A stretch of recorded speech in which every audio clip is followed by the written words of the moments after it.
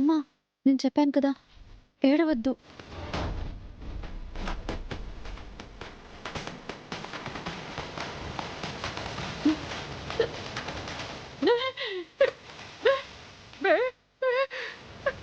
బానే ఉన్నాను.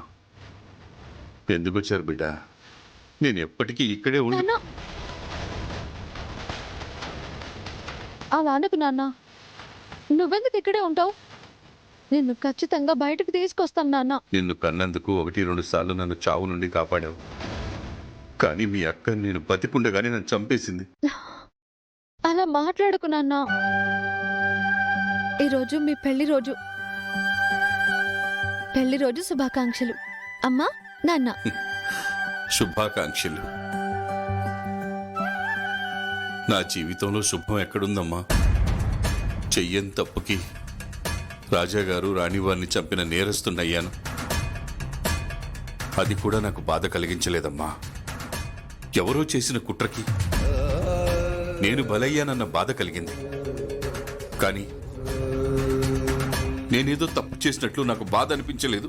కానీ అది ఉందే ఆ రోజా, అది కోర్టులో మాట్లాడిన మాటలు విన్నాక ఇలాంటి బిడ్డని ఎందుకు కన్నాను రా అని మొట్టమొదటిసారి జీవితంలో ఎన్నడూ లేని బాధ కలిగిందమ్మా.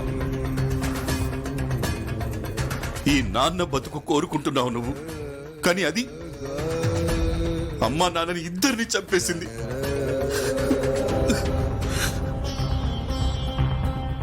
ఈ శవాలకి పెళ్లి రోజులు ఉంటాయా అమ్మా? నాన్న, తనేదో అనిందని నువ్వు అదే పట్టించుకుంటే ఎలా నాన్న?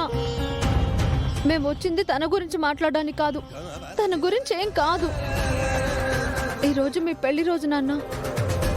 మీరిద్దరూ ఈరోజు సంతోషంగా ఉండాలి.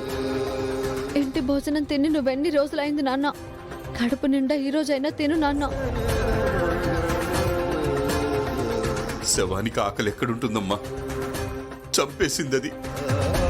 మాటల తూటాలతో ఈ కన్న తండ్రిని కాల్చి చంపేసింది.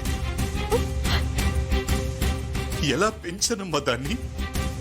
కానీ అది ఆ విధంగా కన్న తండ్రి కళ్ళలోకి సూటిగా చూస్తూ వీడు హంతకుడు, మా అమ్మ నాన్న చంపాడు అని అందంటే అసలు దాన్ని ఏమనుకోవాలమ్మా? దాన్ని ఎలా బతకనివ్వాలమ్మా?